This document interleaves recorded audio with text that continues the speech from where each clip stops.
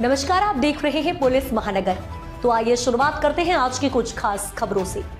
महाराष्ट्र सरकार में मंत्री नितेश राणे ने मुख्यमंत्री देवेंद्र फडणवीस को पत्र लिखकर 25 अगस्त को पूरे राज्य में बराह जयंती मनाने की मांग की है। राणे ने मुख्यमंत्री से बराह जयंती के अवसर पर जिला स्तर और प्रमुख शहरों में सरकारी कार्यक्रम आयोजित करने का भी आग्रह किया।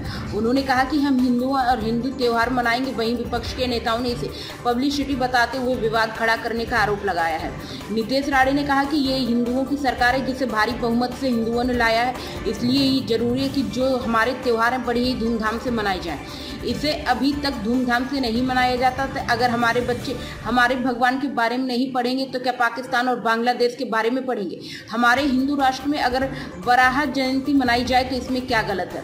महाराष्ट्र के मंत्री ने आगे कहा कि हमारे यहाँ ग्रामीण इलाकों में छोटे छोटे पैमाने पर बराह जयंती हमेशा से मनाई जाती रही है, इसलिए किसी को मिर्ची लगने की जरूरत ही नहीं है।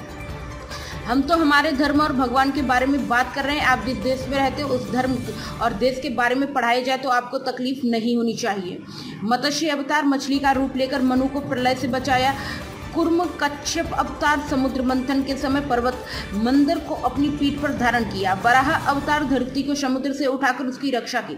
नरसिंह अवतार अपने आधे मनुष्य और आधे सिंह के रूप में प्रकट होकर भक्त प्रहलाद की रक्षा की और हिरण्याकश्यप का वध किया।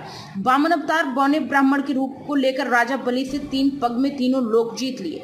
परशुराम अवतार अत्याचारी क्षत्रियों का नाश किया। राम अवतार रावण का वध कर धर्म की स्थापना की। कृष्ण अवतार महाभारत काल में अर्जुन को गीता का उपदेश दिया और कंस जैसे दुष्टों का संहार किया।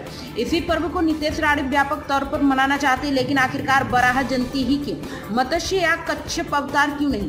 क्या इसमें सामाजिक राजनीतिक मुद्दा भी छिपा है? दरअसल इस्लाम में सुअर को हराम माना गया है। इसके पीछे धार्मिक, स्वास्थ्य और सामाजिक तीनों कारण बताए जाते हैं। कुरान में साफ कहा गया है कि सुअर अशुद्ध है और उसका मांस खाना मना है, यानी धार्मिक दृष्टि से यह सीधे अल्लाह का आदेश माना जाता है।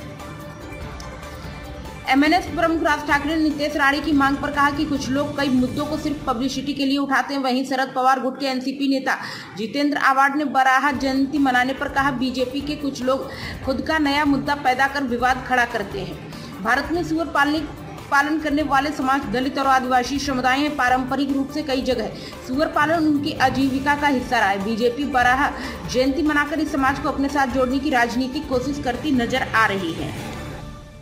अब तक की खबरों में बस इतना ही। ऐसे ही खबरों के लिए बने रहें हमारे साथ। तब तक के लिए नमस्कार।